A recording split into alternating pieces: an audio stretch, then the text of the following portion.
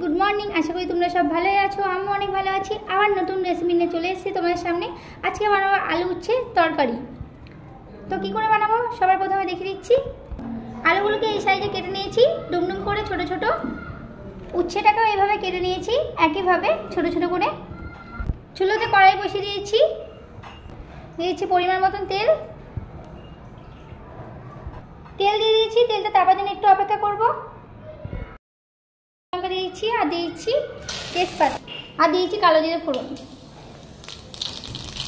দিয়েছি আলু, সব আলুগুলো দিয়ে দিচ্ছি। লাল লাল করে ভেজে নেবো আলুটাকে 5 মিনিট মতো ভেজে নিয়েছি। এবার উচ্ছে দিয়েছি, 2 মিনিট মতন ভালো করে ভেজে নেবো উচ্ছেটাকে আলুর সাথে।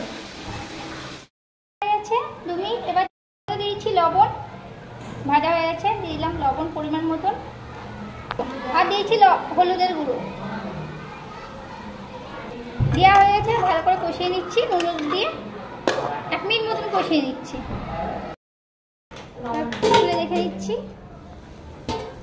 একদম হয়ে গেছে, একদম ঠকঠক তরকারি হয়ে গেছে, একদম ঠকঠকে। এর মধ্যে দিয়ে দেবো চিনি।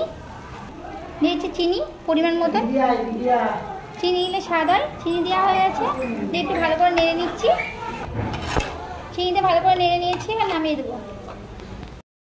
হয়ে গেছে, আমার রেডি হয়ে গেছে আলু উচ্ছে তরকারি।